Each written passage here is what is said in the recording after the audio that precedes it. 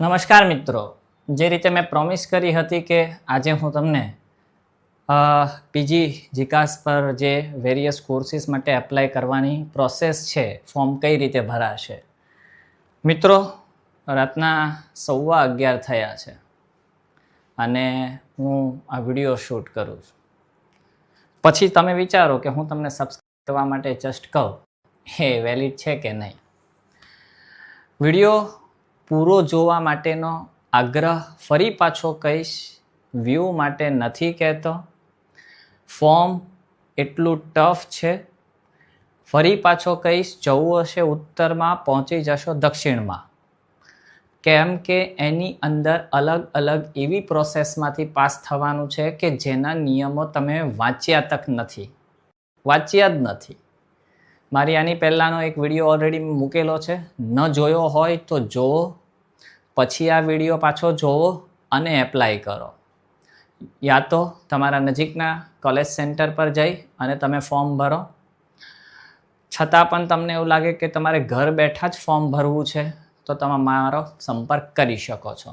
એક નાનું ઉદાહરણ આપું કે આ ફોર્મ ભરવાની ભૂલથી શું થઈ શકે, પછી આપણે આ શરૂ કરીએ.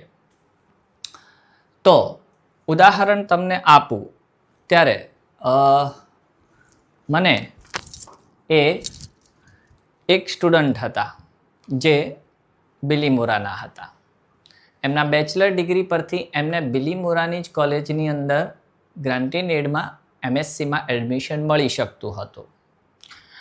એણે કરેલી ભૂલ એને કમ્પલસરી મેરિટમાં આવી જવા છતાં પોતાની ભૂલને કારણે એમણે સુરત સુધી અપડાઉન કરી અને MSc પૂરું કરવું પડ્યું.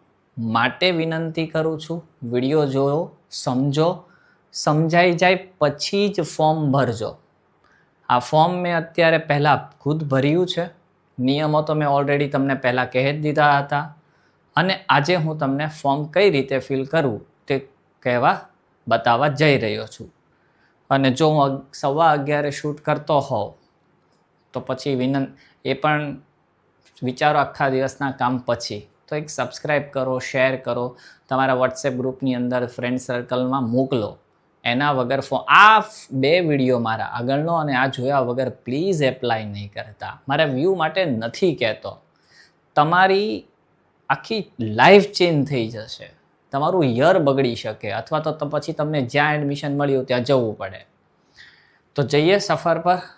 તો આર યુ રેડી? ચલો, સૌ પ્રથમ તમારે ગૂગલ ક્રોમની અંદર જઈ જીકાસ એડમિશન 2026 લખી અને ફર્સ્ટ જે આવે એની પર ક્લિક કરો એટલે આ રીતે તમારી સ્લાઇડ ઓપન થઈ જવી જોઈએ, જેની અંદર 2 વસ્તુ હશે. સ્ટુડન્ટ લોગિંગ, પણ કોના માટે કે four those who already registered. આપણે હજી રજિસ્ટર નથી કર્યું એટલે આપણે આ એડમિશન ફોર ન્યૂ સ્ટુડન્ટવાળા પર રજિસ્ટ્રેશન એટલે કે રજિસ્ટર કરવાનું છે. એટલે આપણે પહેલાં આના પર ક્લિક કરશું. ક્લિક કરવાની સાથે આ રીતે ડેસ્ક ખુલી જશે. આ અડધું છે, અડધું પછી બતાવું. જેની અંદર તમારે પ્રોગ્રામ ટાઈપ એટલે કે કોર્સનો પ્રકાર સિલેક્ટ કરવાનો છે. હજી કહું છું, ફોર્મ બરાબર સમજજો પછી જ ભરજો, કેમ કે ક્લિયર ઇન્સ્ટ્રક્શન આપેલી છે. એકવાર પ્રોગ્રામ કોર્સ સિલેક્ટ થઈ ગયા બાદ તમે એને ચેન્જ નહીં કરી શકો. મિત્રો, પૈસા જશે જે તમારા રજિસ્ટરના. ઈમેલ આઈડી અને મોબાઈલ નંબર એક જ વાર યુઝ કરી શકે છે. શાંતિથી સમજો અને પછી ભરો. હવે આ પ્રોગ્રામની અંદર કયા પ્રોગ્રામ આપેલા છે? તો આ પ્રોગ્રામની અંદર અંડર ગ્રેજ્યુએટ રેગ્યુલર BSc કે BCom કે BA એ જે હતા તે તો હતા જ, BBA. પછી post graduate regular including PG diploma, LLB, B.Ed, M.Ed, undergraduate for BAOU distance learning, post graduation same BAOU અને LLM. તો આટલા કોર્સ છે. હવે તમારે નક્કી કરવાનું કે તમારે કયા કોર્સમાં ભરવું છે. આપાર આઈડી, ABC આઈડી જે છે મિત્રો, એ અમુક કોર્સની અંદર કમ્પલસરી છે અને અમુક કોર્સની અંદર નહીં હોય તો પણ ચાલશે. જેમ કે MSc માટેના ફોર્મમાં કમ્પલસરી છે. તો એબીસી આઈડી અપાર આઈડી હોવી જોઈએ. નહીં હોય તો બનાવો. તમને ઘણાને ન મળતી હોય અપાર આઈડી તો આઈ થિંક સો તમે જે યુનિવર્સિટીની એક્ઝામ આપી હશે એની જે હોલ ટિકિટ હશે એની અંદર શાયદ આપેલી છે. હું શ્યોર તો બહુ નથી પણ એમાં છે, કદાચ જોઈ લેજો. ત્યાર પછી નેમ એઝ પર માર્કશીટ. હું આનું ગળું ફાડીને કહી ગયો. હવે માનો કે કોઈ સ્ટુડન્ટ બેચલરની અંદર જે ડિગ્રીમાં કે માર્કશીટમાં જે નામ છે એ જ પ્રમાણે નામ લખો. જેમ કે મારું નામ ટાંક મનીષકુમાર જીણાભાઈ, આ નામ મારું બધી જગ્યાએ સેમ છે. હવે મને એવું મન થાય કે ના, મારે મનીષકુમાર જીણાભાઈ ટાંક એ રીતે લખવું છે તો મારી મરજી મારે નથી ચલાવવાની. ભાઈ, બેન, કુમાર આ બધી પણ ગલતી નહીં કરતા. અંતે ફરી પાછા ધક્કા ખાવા પડશે અને બધી માર્કશીટ, ડિગ્રી સર્ટિફિકેટ બદલાવવા પડશે. એટલે તમારી જે ગ્રેજ્યુએશનની માર્કશીટ છે એમાં જે રીતે નામ છે એ જ પ્રમાણે નામ લખજો. કેટેગરી સિલેક્ટ કરવાની છે. કેટેગરીમાં કોઈ ખોટી માહિતી ના આપવી. જેન્ડર આપવાનો છે. ટાઈપ ઓફ ડિસેબિલિટી હોય તો, ભગવાન કરે કોઈની ના હોય પણ હોય તો જો કોઈની. ત્યાર પછી એ કરશો એટલે તમારે ઓટીપી જનરેટ કરવાનો આવશે મિત્રો. ગેટ ઓટીપી આ રીતે. હા, ઓટીપીનો ઓપ્શન આવશે. એ ઓટીપીનો ઓપ્શન આવશે એટલે ઓટીપી તમારે 2 જગ્યાએ આવશે. કેપ્ચા નાખવાના અને પછી જનરેટ ઓટીપી કરવાનું છે. 2 જગ્યાએ તમને ઓટીપી આવશે. એક ઈમેલ આઈડીની અંદર અને એક ટેક્સ્ટની અંદર. બંને તમારે ઇન્ડિવિજ્યુઅલ નાખવાના છે. નંબર 2, કેપ્ચા ફરી પાછા નાખવાના છે અને તમે સબમિટ કરશો એટલે તમને મેલ મળશે અને ટેક્સ્ટ મેસેજ પણ આવશે. ટેક્સ્ટ અને ઈમેલ, ઈમેલને ખોલશો એટલે એની અંદર તમને યુઝર આઈડી અને પાસવર્ડ હશે. તમને એમ થશે કે હું મેલ તો રાખું જ છું. નહીં, હું ફરી પાછો એડવાઇસ આપીશ. સ્ક્રીનશોટ લેવો, સ્ક્રીનશોટ રાખવો અને એની ઉપયોગથી જ તમારી પ્રોસેસ થશે. હવે જે તમને યુઝર આઈડી અને પાસવર્ડ મળ્યા છે એ તમારે લોગિનમાં જવાનું રહેશે. આપણે સ્ટુડન્ટ લોગિન અને એની અંદર જશો એટલે તમને જે ઈમેલની અંદર યુઝર આઈડી મળેલું છે તે યુઝર નેમ, પછી કોર્સ સિલેક્ટ કરવાનો આવશે. ફરી પાછો જે આગળ હતો તે જ. પાસવર્ડ એની અંદર જ છે, તમે બરાબર જોજો. કેપ્ચા નાખવાના છે અને સાઇન ઇન કરવાનું છે. એટલે આ રીતે તમારું ડેસ્ક ખુલી જશે, જેની અંદર તમને કોર્સનો ટાઈપ જે તમે સિલેક્ટ કર્યું હતું તે, એપ્લિકેશન નંબર PG2600 સમથિંગ હશે, એપ્લિકેન્ટ નેમ તમારું આખું નામ આવી જશે. ફી અમાઉન્ટ, હવે મેં શાયદ મારા આગલા વિડીયોમાં તમને કહી દીધું હતું કે જે કેટેગરી છે રિઝર્વેશન્સ અને ફિઝિકલ ડિસેબિલિટી 40% કરતાં વધારે, એ બધાને 150 રૂપિયા પે કરવાના છે અને ઓપન કેટેગરી છે એને 300. આ વિકાસની ફી છે, કોઈ કોલેજ ફી નથી લેતી. અને મેં મારા માટે આખું ફોર્મ ભર્યું એટલે મેં ઓબીસીમાં ફોર્મ ભરેલું હતું એટલે મને અહીંયા 150 છે. કોઈ ઓપન હશે તો એ 300 લખેલા હશે, 300. અને આપણે પેમેન્ટ પર શરૂઆત, ઇનિશિયેટ પેમેન્ટ કરો. જેવું કરશો પેમેન્ટ પર એટલે આ રીતે સ્ક્રીન ખુલી જશે, જેમાં અલગ અલગ તમને ફેસિલિટી આપે છે. જનરલી બધા જીપે યુઝ કરે છે. આ ભારત પર તમારે ક્લિક કરવાનું.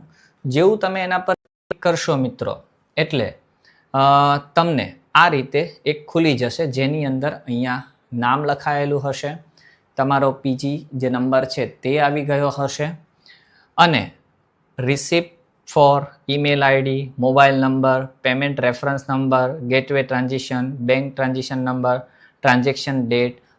આ મેં હમણાં જ પેમેન્ટ કર્યું, પ્રૂફ છે. અને એ પેમેન્ટ થઈ ગયા બાદ તમારી રિસિપ્ટ તમારે ડાઉનલોડ કરવાની છે. મિત્રો યાદ રાખજો કે આ કરવાથી તમને તમારું ડેશબોર્ડ ખુલતું થઈ જશે, બરાબર. હવે આ જ્યારે ડેશબોર્ડ ખુલી જાય છે, આ રીતે તમારું મેઇન ડેશબોર્ડ ખુલે છે કે જેની અંદર માહિતીમાં એક તમારો જે નંબર હશે આવી ગયો હશે એ દર વખતે ત્યાં દેખાશે તમને. સાથે સાથે એનું નામ, એપ્લિકેશન નંબર, ઈમેલ આઈડી, જે મોબાઈલ નંબરથી તમે રજિસ્ટર કરેલું છે તે એ બરાબર ચેક કરી લો. જો કે કોઈ ભૂલ આવશે જ નહીં, કારણ કે આ તો એક સોફ્ટવેર થ્રુ થાય છે. અને અહીંયા પેમેન્ટ સ્ટેટસ સક્સેસફુલ, અહીંથી તમે ક્લિક કરશો એટલે તમારી PDF જે પેમેન્ટ કરેલી રિસિપ્ટ છે ડાઉનલોડ કરી શકાશે. સેમ આવું જ એક બટન અહીંયા આવી જશે ક્યારે? જ્યારે તમારી એપ્લિકેશન તમે સબમિટ કરશો. અત્યારે શું બતાવે છે? 30% આપણે ફોર્મ કમ્પ્લીટ કર્યું. તમને પણ આવું જ બતાવશે. હવે જો કેટલા વસ્તુમાંથી પાસ થવાનું છે. નંબર 1 પેમેન્ટ, જે આપણે કરી દીધું એટલે ગ્રીન થઈ ગયું. જે પ્રોસેસ તમે પૂરી કરશો એ ગ્રીન થતી જશે. હવે આપણે પ્રોફાઇલ, એકેડેમિક, પ્રેફરન્સીસ, અટેચમેન્ટ અને સબમિટ આટલે સુધીનું તમારે કરવાનું છે. આટલું થઈ ગયા પછી મેરિટ બનશે અને ઓફર લેટર આવશે. અહીંયા ઓફર જનરેટ થશે અને તમે કશે કન્ફર્મ કરાવશો એ પ્રમાણે આ 2 ગ્રીન થશે. આશા રાખું છું કે તમને સમજ પડતી હશે. હવે જે આપણો પ્રોફાઇલ છે પેન્ડિંગ, એના પર તમારે ક્લિક કરવાનું અહીંયા. એટલે એ ક્લિક કરશો એટલે આ રીતે તમારી ખુલી જશે પ્રોફાઇલવાળી આખી. હવે એની અંદર તમે જે કોર્સ સિલેક્ટ કર્યો છે ઓલરેડી બતાવશે. એપ્લિકેશન નંબર આ પણ આવી ગયું હશે, નામ પણ આવી ગયું હશે, ડેટ ઓફ બર્થ જે તાંખી હશે તે પણ આવી ગઈ હશે, ઈમેલ આઈડી પણ આવી ગઈ હશે, મોબાઈલ નંબર જે તમે રજિસ્ટર કરેલો છે તે આવી ગયો હશે. હવે એડ શું કરવાનું છે? Number 1 father's name, husband's name, guardian એનું નામ લખવાનું છે, મધરનું નામ લખવાનું છે, મોબાઈલ નંબર પેરેન્ટ્સનો આપવાનો છે, એવો આપવાનો કે જે ચાલે. અલ્ટરનેટ નંબર એટલા માટે માગે છે કે તમારા રજિસ્ટર નંબરથી તમારો કોન્ટેક્ટ ના થઈ શકે તો કમસે કમ અહીંથી કોન્ટેક્ટ કરી શકે. ત્યાર પછી કેટેગરી છે. કાસ્ટ સર્ટિફિકેટ ક્યારે આવશે? જો તમે ઓપનમાં નહીં ભર્યું હોય તો. બરાબર? જેમ કે મેં OBCમાં ભર્યું છે એટલા માટે થઈને અહીંયા કાસ્ટ સર્ટિફિકેટ માગ્યું.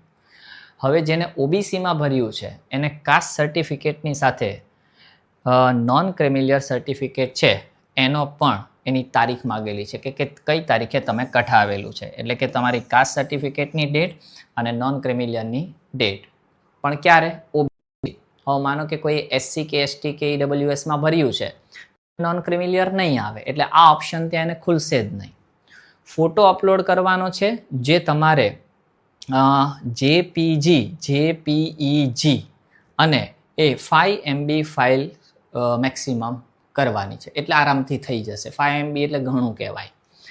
ત્યાર પછી નીચેની જે વિગતો છે એમાં એડ્રેસ આપવાનું છે. આ એડ્રેસ બરાબર ભરી દેવાનું, જેની અંદર તમારા ઘર નંબર, તમારી બિલ્ડિંગ કે સોસાયટીનું નામ, નિયરેસ્ટ, સ્ટેટ છે, ડિસ્ટ્રિક્ટ છે, બરાબર છે, પછી તાલુકો છે, વિલેજ, ગામ, સિટી જે હોય તે, પિનકોડ નંબર અને તમે અર્બન કે રૂરલ જે આવતું હોય તે. આટલું બરાબર ભરો અને માનો કે આ જ એડ્રેસ તમારું પરમેનન્ટ છે તો તમે અહીંયા ક્લિક કરશો એટલે અહીંયા જે વિગત ભરેલી હશે એ અહીંયા આવી જશે.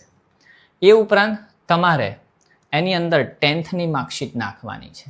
એટલે કે 10thની માર્કશીટની વિગત, જેમાં તમારે પાસિંગ મંથ, પાસિંગ યર, એનો સીટ નંબર B સમથિંગ જે હશે તે, અને એની અંદર મેળવેલા પર્સન્ટેજ. હવે પર્સન્ટેજ તમારે જાતે કાઢવાના. કેવી રીતે? તો ટોટલ માર્ક્સ જે છે, માર્ક્સ છે તમને જેટલા મળ્યા છે ડિવાઇડેડ બાય, જનરલી ચલો 6 સબ્જેક્ટ હોય તો ડિવાઇડેડ બાય 6, 7 હોય તો ડિવાઇડેડ બાય 7, કારણ કે 700 કે 600માંથી માર્ક્સ હશે. પણ હા, એ તમે જોઈ લેજો. તો મેળવેલા marks divided by total marks into 100. એ ઉપરાંત તમારે સિગ્નેચર પણ અપલોડ કરવાની છે. આ ફોટાની સાથે જ્યાં ફોટો છે, ફોટાની નીચેના ભાગમાં સિગ્નેચર અપલોડ કરવાની છે. એ પણ તમારે JPG કે JPEG 2 MB સુધીની એકદમ શાંતિથી થઈ જશે, કોઈ ટ્રબલ નહીં પડે. આટલું ભરાયા પછી તમે સેવ એન્ડ નેક્સ્ટ કરશો એટલે તમને આ રીતે successful photo upload, date successful બંને થઈ ગયા છે, વિગત ભરાઈ ગઈ છે અને બધું જ દેખાશે તમને. બરાબર? ચાલો, ત્યાર પછી નેક્સ્ટ સ્લાઇડમાં જશું. હવે જો આ જે પ્રોફાઇલવાળી હતી ને એની આગળનો ભાગ કે જેમાં 10+2 એટલે કે 12માની વિગત નાખવાની છે, UGની વિગત નાખવાની છે અને કોટા ડિટેલ્સ આપણે નાખવાની છે. ફરી પાછો કહું, અહીંયા તમને તમારો નંબર મળી જ જશે, જે હશે તે લખાયેલો આવ્યા જ કરશે. હવે HSC ડિપ્લોમા કે BPP જે તમે ઇક્વિવેલન્ટ કરેલું છે તમારી જાતે તમારું સિલેક્ટ કરવાનું. પછી એનો બોર્ડ, કયા બોર્ડમાંથી પાસ આઉટ છો એ તમારે અંદર જોશો એટલે ઘણા બધા છે, એમાંથી તમારે સિલેક્ટ કરવાનું. પાસિંગ યર લખવાનું છે, મંથ લખવાનું છે, એની સીટ નંબર જે હશે માર્કશીટમાંથી મળશે. Name as per HSC diploma BPP marksheet, એટલે કે અહીંયા જે તમે ડિટેલ નાખીને એ માર્કશીટમાં તમારું નામ કેવી રીતે છે સેમ એવી રીતે લખવાનું. હવે કેપિટલમાં આખું ફોર્મ ભરશો તો કોઈ પ્રોબ્લેમ નહીં આવે, બરાબર. ત્યાર પછી નંબર ઓફ એટેમ્પ્સ, કેટલા ટ્રાયમાં તમે પાસ આઉટ કરી છે. પછી ઓબ્ટેન માર્ક્સ, કેટલા માર્ક્સ મેળવ્યા. પછી ટોટલ માર્ક્સ, એટલે કે કેટલામાંથી તમને કેટલા આવ્યા. તમારું જે 12th પછીનું લિવિંગ સર્ટિફિકેટ હશે ને એની અંદર જે નામ છે ને એ નામ અહીંયા લખવાનું છે તમારે.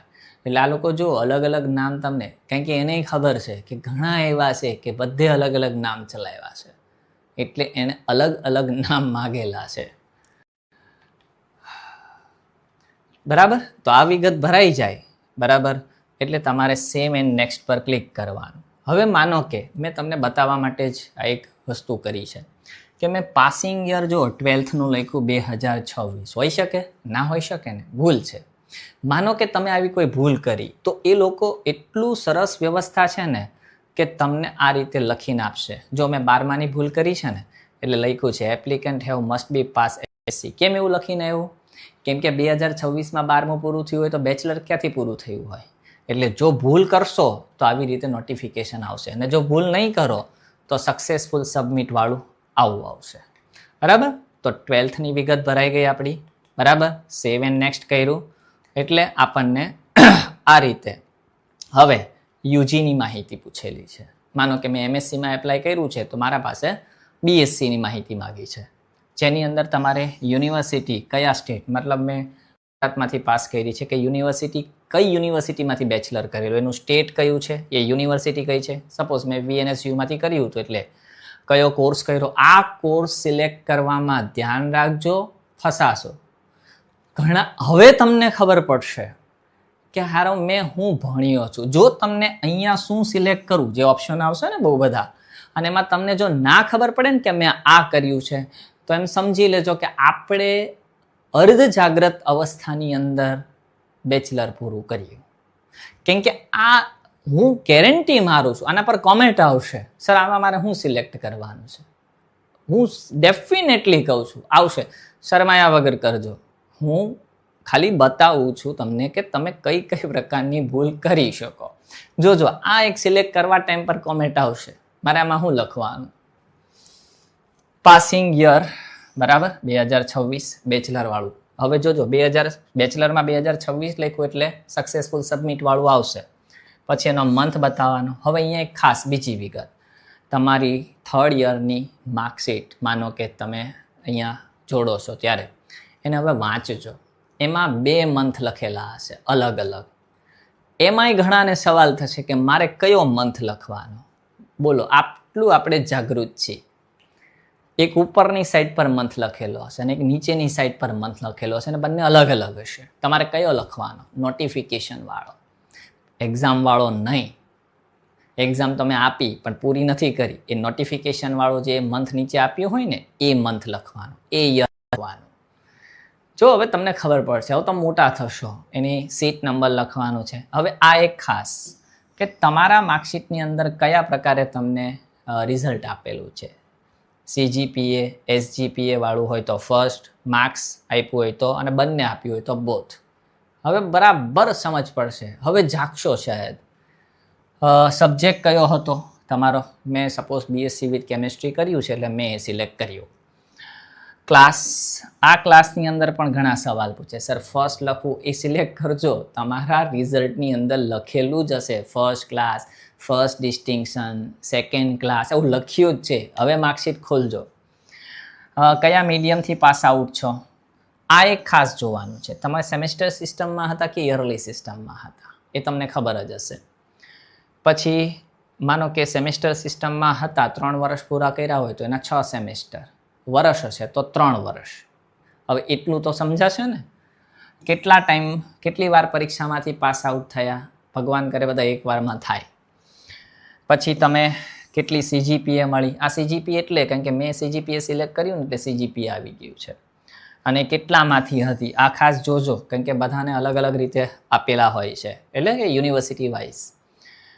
ત્યાર પછી મેં અહીંયા 6 સેમ સિલેક્ટ કર્યા એટલે અહીંયા 6 ખાના આવ્યા. પર સેમેસ્ટરના SGPA કેટલા આવ્યા ને કેટલામાંથી આવ્યા એ આપણે જાતે લખવાનું છે, બરાબર?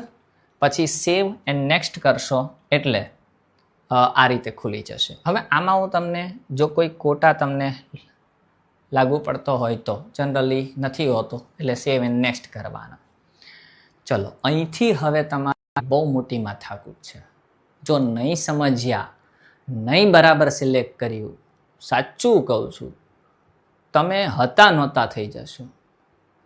ચાઇના જાપાન પહોંચ ગયે ચીન વાળું થશે, પાક્કું થશે. હવે જો તમારે તમારા પ્રેફરન્સ સિલેક્ટ કરવાના છે, ત્યારે પહેલાં તમારે પ્રોગ્રામ સિલેક્ટ કરવાનો, પછી યુનિવર્સિટી સિલેક્ટ કરવાની. સપોઝ કે મારે MSc કરવું છે તો master of science university suppose VNSUમાંથી મારે પાસ આઉટ કરવું છે, તે સિલેક્ટ કરી. હવે અહીંયા અલગ અલગ જિલ્લાઓ હશે, એ જિલ્લા પ્રમાણે તમને કોલેજ બતાવશે. એટલે તમારે જો જાતે ભરતા હો તો વારાફરતી સિલેક્ટ કરજો, તમને બતાવશે. એવી જ રીતે અહીંયા કોલેજના પ્રકાર આપેલા છે. ગવર્મેન્ટ, જે પ્યોર ગવર્મેન્ટ કહેવાય, ગ્રાન્ટીનેડ એટલે કે અર્ધ સરકારી, ગ્રાન્ટીનેડની અંદર હાયર પેમેન્ટ, સેલ્ફ ફાઇનાન્સ કે ડિસ્ટન્સ બોર્ડ. આમાંથી તમે જે સિલેક્ટ કરો, ઓલ સિલેક્ટ કરશો તો બધી બતાવશે. માનો કે મારે ગ્રાન્ટીનેડમાં જ લેવું છે, એના પર રેગ્યુલરમાં સિલેક્ટ કર્યું અને પછી સર્ચવાળું બટન દબાવશો તો એમાં વીર નર્મદ સાઉથ ગુજરાત યુનિવર્સિટીના સુરત જિલ્લાની અંદર ગ્રાન્ટીનેડ રેગ્યુલરમાં જે સિલેક્ટ કર્યું હોય એની કેટલી કોલેજ છે એ જ બતાવશે. માનો કે તમે ઓલ સિલેક્ટ કર્યું સુરત જિલ્લાની, તો શું કરશે ખબર છે? એ તમને આ રીતે 27 કોલેજ છે, 27 બતાવશે. જો master of science Veer Narmad south Gujarat university, Surat જિલ્લો અને બધી કોલેજ, તો બધી બતાવી. ગ્રાન્ટીનેડ આવી ગઈ, ગવર્મેન્ટ આવી ગઈ, ગ્રાન્ટીનેડ રેગ્યુલર આવી ગયું, સેલ્ફ ફાઇનાન્સ આવી ગઈ, બધી જ. એટલે તમે કન્ફ્યુઝ થશો, એટલે મેં કીધું કે આ વિડીયોની એટલે જરૂર છે. હવે 27 કોલેજ આ રીતે બતાવશે. બોલો હવે શું કરવાના સિલેક્ટ કરવામાં? મારો આગલો વિડીયો ન જોયો હોય તો હું તમને રિક્વેસ્ટ કરીશ કે જુઓ. કેમ ખબર? તમે પ્રેફરન્સના જે નંબર તમારી રીતે આપી દીધા ને, એમાં તમે ફસાશો.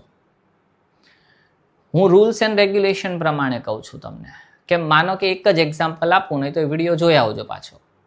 કે મેં 5 કોલેજ સિલેક્ટ કરી, મને 3જા નંબરની કોલેજ અને 4થા નંબરની કોલેજ પર મને ઓફર થઈ, અને મેં 3જા પર જઈને કન્ફર્મ કરાવી દીધું અને કન્સર્ન આપેલો છે, સંમતિ આપી છે કે આગલા રાઉન્ડમાં જવું છે. પણ તમારી જે 4થા, 5મા અને 6ઠ્ઠા નંબરની કોલેજ હતી ને તો જતી જ રહી. હવે તમને ઓફર થશે તો પહેલા બીજા વાળીમાંથી મેરિટમાં આવશો તો થશે, બાકી ગઈ. એટલે કીધું છે. હવે માનો કે કોઈકને એમ થાય કે મારે નીચેવાળી કોલેજમાં જવું છે, તો હા, એના રસ્તા છે બીજા, મારો કોન્ટેક્ટ કરજો, ના સમજ પડે તો હું હેલ્પ કરીશ. એટલે હવે માનો કે હું તમને એક એક્ઝામ્પલ આપું, હું મારી કોલેજનું જ આપું જેમાંથી પાસ આઉટ થયો હતો. હા, મને કદાચ ભગવાન 1000 વાર આવીને પૂછે ને કે તારે, તો બી હું મારી કોલેજ જ સિલેક્ટ કરીશ. હવે અહીંયા જો મેં VNSUની સિલેક્શન કરેલું હતું અને બધી જ કોલેજ આપી. તો જો નવયુગ સાયન્સ કોલેજ છે, નવયુગ સાયન્સ કોલેજ છે, MScના બંને કોર્સ બતાવે છે, બરાબર? ઓર્ગેનિક ચાલે છે. જે કોર્સ ચાલતો હશે એ બતાવશે કયા મીડિયમમાં ચાલે છે. જો ઇંગ્લિશ મીડિયમમાં ચાલે છે, MSc ઇંગ્લિશ મીડિયમમાં જ હોય. પછી એનો ટાઈમિંગ બતાવશે તમને. પણ અહીંયા જો આપણે અહીંયા ધ્યાન રાખવાનું છે, નવયુગ સિલેક્ટ કરી દો એમ નહીં, તમારે એનો નંબર આપવાનો છે. હવે માનો કે મારે ગ્રાન્ટીનેડને ફર્સ્ટ નંબર આપવો છે, તો મારે આ પોઝિટિવ પર પહેલા ક્લિક કરો એટલે પહેલા નંબરની ચૂઝ થઈ ગઈ. પછી માનો કે પછી બીજા નંબર પર આને ક્લિક કરો છો, આ પહેલા નંબર પર ક્લિક કરીને આ બીજા, તો બીજા નંબર પર આ સિલેક્ટ થશે. હું એવું નથી કહેતો આ જ કરજો, હું એમ કહું છું કે આ રીતે જ કોલેજ સિલેક્ટ થશે.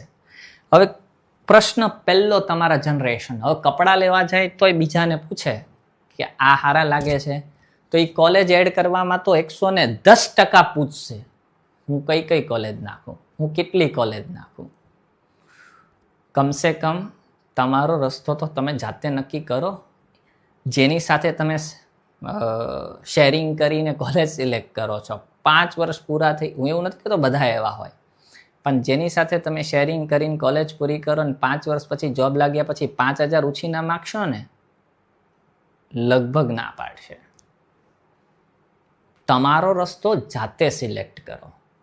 એટલે આ કોલેજ પ્રેફરન્સ હજી એકવાર કહું છું કેવી રીતે સિલેક્ટ કરવા. પહેલાં તમે સોચી લો કે મારે કઈ કઈ કોલેજમાં એપ્લાય કરવો છે, કોર્સ કઈ યુનિવર્સિટી સિલેક્ટ કરવી છે, એના કયા ડિસ્ટ્રિક્ટમાં જવું છે અને એની કઈ કોલેજમાં જવું છે. પહેલાં એનું લિસ્ટ બનાવો.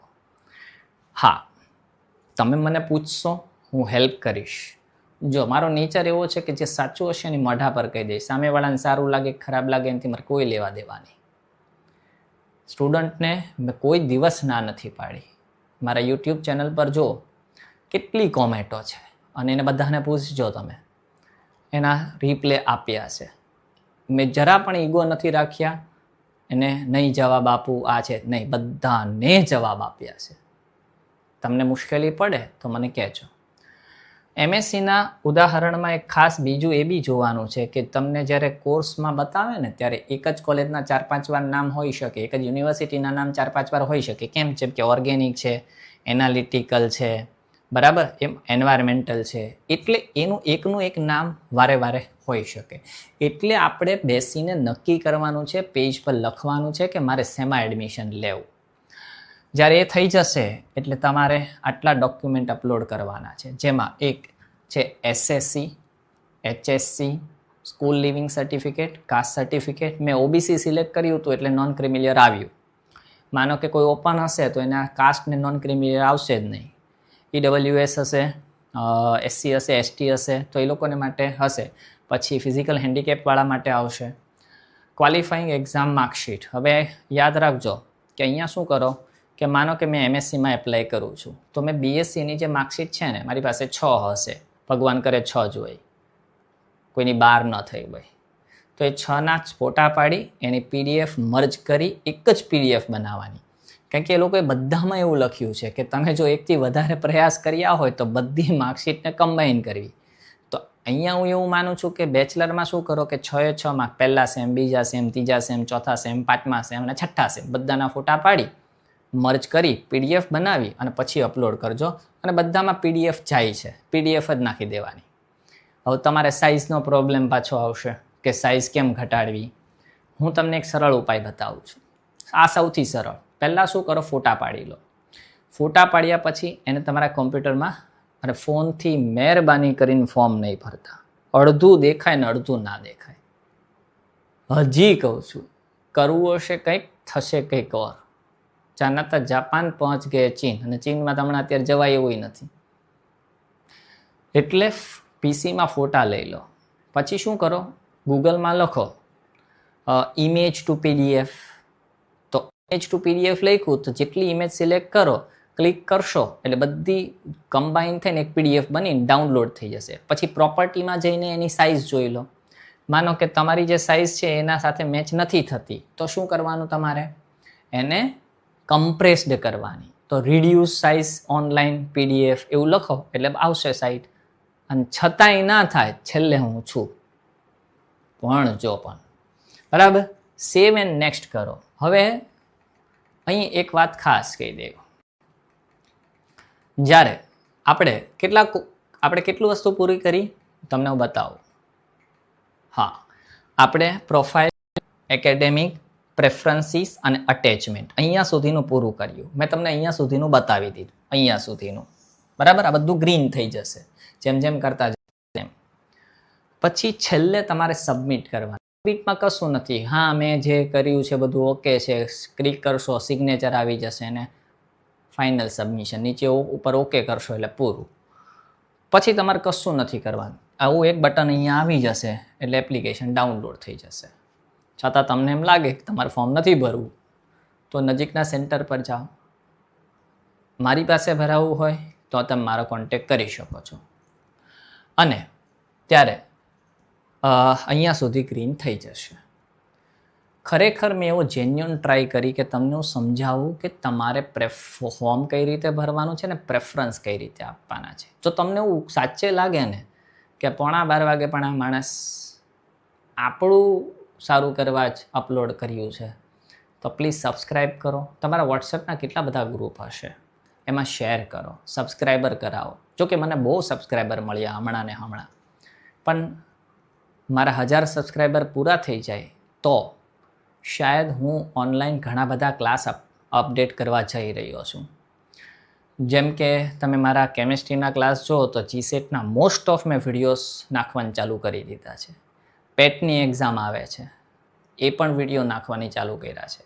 જનરલ પેપર 1 એટલે કે બધા જ સબ્જેક્ટવાળા માટે એના પણ વિડીયો લાવી રહ્યો છું. કોમ્પિટિટિવ એક્ઝામમાં પેપર 1 બધાનું કોમન હોય એ બી લાવવા જઈ રહ્યો છું. તો પ્લીઝ સબસ્ક્રાઈબ કરો. ટાઈમની વેલ્યુ કરીને સબસ્ક્રાઈબ કરવાનું કહીશ તમને. આશા રાખું છું કે સમજ પડી હશે. ના સમજાયું હોય તો હજી પણ પૂછજો, આઈ વિલ ટ્રાય. અને છતાં કોઈ ત્રુટિ રહી ગઈ હોય તો સોરી. બરાબર, મેં મારો બેસ્ટ ટ્રાય કરી છે તમને સમજાવવાની. વિદાય લઉં. વિડીયો જુઓ, શેર કરો, સબસ્ક્રાઈબ કરો, લોકો પાસે કરાવો.